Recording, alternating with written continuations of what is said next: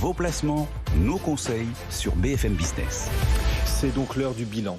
Jean-Louis Dellauro vient de nous rejoindre. Bonjour Jean-Louis. Bonjour Guillaume. Pour notre site BFM Bourse, notre site BFM Patrimoine également que vous pouvez consulter pendant les fêtes. On se rapproche justement des fêtes, on y est presque et c'est l'heure donc du bilan. Faire les comptes des actions. Comment ont-elles traversé l'année 2022 ? Bon, peut-être un petit mot général avant de parler valeur par valeur, Jean-Louis. Alors, mot général, pas une très très bonne année, mais ça, je pense que nos téléspectateurs et auditeurs le savent. On est grosso modo sur le SBF 120, donc pour rappel, c'est l'indice qui regroupe les 120 plus importantes, on va le dire comme ça, entreprises cotées françaises. On est à peu près à moins 10%. Donc pas une très très belle année. Mais c'est quand même une année où il y a de très très fortes disparités. C'est ça qui est intéressant, avec des valeurs qui performent très très bien et puis d'autres qui s'enfoncent très très loin dans le sol. Les tops et les flops. Alors parmi les flops et ces valeurs qui s'enfoncent très très loin, comme vous le dites, dans le sol, il y en a une dont on parle encore aujourd'hui, lanterne rouge du marché parisien et lanterne rouge sur l'année, Jean-Louis. C'est ça, tout à fait. Et c'est Orpea. Et là, on ne parle pas d'une obscure petite entreprise, d'une penny stock, qui ferait une activité de seconde zone. On parle du leader mondial des maisons de retraite, des EHPAD, etc. Donc là, c'est sûr, depuis le 1er janvier, on est à moins 93%. Moins 93%. On a l'impression que c'est de la crypto. C'est pire que le Bitcoin. Là. C'est largement pire que le Bitcoin. Cette chute qui est spectaculaire, elle a commencé avec les révélations du livre Les Fossoyeurs du journaliste indépendant Victor Castanet. Son enquête accuse Orpea d'avoir maltraité certains de ses résidents en EHPAD, d'avoir fait du rationnement, d'avoir fait appel à des acrobaties comptables. Alors, le groupe au début a essayé de minimiser un petit peu l'affaire. Bon, ils ont eu un peu plus de mal à se défendre par la suite. Il y a eu plusieurs enquêtes lancées par les autorités et la rentabilité du groupe a fortement reculé en plus. Donc tout ça a poussé vers la sortie son ancien patron et le groupe paye toute cette mauvaise gestion. Ils viennent là, c'est les dernières nouvelles d'hier et de ce matin là. Ils viennent de plus que doubler leur dépréciation d'actifs, c'est-à-dire que la valeur de ce qu'ils possèdent, notamment certains murs d'EHPAD, est revue très très à la baisse.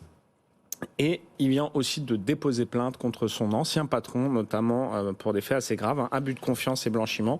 En tout cas, il y a une grosse restructuration qui s'annonce pour l'année prochaine. En effet, ce titre, du coup, perd encore beaucoup de terrain aujourd'hui. À nouveau, lanterne rouge du marché. Orpea aggrave son retard sur les autres valeurs, puisque le titre aujourd'hui recule de plus de 5%, plus forte baisse. Vous pouvez retrouver d'ailleurs un article de vos équipes BFM Bourse sur notre site BFM Bourse consacré à Orpea. Quels sont les autres, on parlera des gagnants dans un instant quand même, mais quels sont les autres grands perdants de l'année ?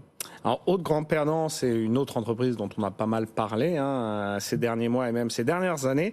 C'est Solutions 30, moins 76% depuis janvier. C'est pire que le Bitcoin aussi. C'est encore pire que le Bitcoin. Et alors, vous savez, Solutions 30, pour ceux qui ne connaissent pas bien, c'est un sous-traitant qui va installer, par exemple, des compteurs électriques et la fibre chez l'habitant pour le compte de grands groupes télécoms. Donc, l'entreprise avait déjà été très fortement secoué l'année dernière par des accusations très graves. Ensuite, ils n'étaient pas parvenus à faire valider les comptes par un auditeur. Donc, ils ont dû faire le ménage. Donc, tous ces problèmes-là semblent derrière eux. Mais quand même, la confiance des investisseurs avait déjà pris un grand coup dans la cafetière. L'action avait perdu un peu plus de 30% en 2021. Et en 2022, là, c'est l'opérationnel. C'est plutôt l'opérationnel qui flanche, avec une rentabilité qui dévisse et puis une activité qui commence un peu à battre de l'aile en France. En fait, le problème de Solutions 30, il est assez simple. Ils ont eu beaucoup d'activités avec l'installation de la fibre et des compteurs Linky notamment. Mais une fois que tout le monde est équipé, forcément, votre activité, c'est un petit peu plus compliqué. Et donc, vous pouvez vous dire, oui, il y a des relais de croissance dans les autres pays. Mais bon, ça, c'est facile à dire, mais plus difficile à faire. Et donc, sinon, haute valeur, sur le podium des pires flops de l'année, on retrouve enfin Atos. On est proche, là aussi, d'une baisse de 76% en bourse depuis janvier. En fait, depuis que Thierry Breton a quitté l'entreprise en 2019, plus rien ne va chez Atos. Il y a eu d'énormes problèmes de gouvernance au sein de l'entreprise. Le conseil d'administration et le patron de l'époque, Rodolphe Belmer, n'arrivaient pas à s'entendre sur la stratégie. Rodolphe Belmer a donc quitté le groupe alors qu'il venait d'arriver. Et donc, Atos a décidé de se scinder en deux d'ici fin 2023. D'un côté, les anciennes activités historiques d'Atos pour gérer les parcs informatiques. Et puis de l'autre, tout ce qui est un peu plus entre guillemets sexy, le big data, la cybersécurité, l'intégration de logiciels. Sauf que les investisseurs, pour l'instant, ils n'achètent pas tellement le projet. Et puis en plus, Atos, comme toutes les valeurs tech, ils souffrent de la hausse des taux d'intérêt. On a évoqué les principaux flops du marché parisien, les 3 principales baisses de l'année. Il faut quand même parler aussi des gagnants et terminer par une bonne note, une note un peu plus sucrée, c'est le dessert. Quels sont les gagnants de l'année sur le marché Oui, parce qu'il y a eu de très fortes hausses aussi sur le SBF 120, en particulier pour les valeurs du secteur de la défense et du militaire. Là, c'est bien sûr le contexte géopolitique qui a porté toutes ces valeurs. Avec la guerre en Ukraine, l'Occident est bien obligé de se réarmer pour soutenir l'Ukraine et puis aussi pour se préparer au pire. Et ça profite aux entreprises du secteur, c'est assez logique. Donc on a Dassault Aviation, donc ça, c'est la plus grosse augmentation, plus forte hausse du SBF 120, plus 72% depuis janvier. Et c'est plus ou moins la même histoire avec Thales, un autre groupe de la défense, qui grimpe de 62% en bourse cette année. Et là, entre les deux, rien à voir. Il y a un petit groupe qui a tiré son épingle du jeu et dont on vous parle quasiment toutes les semaines, j'ai l'impression.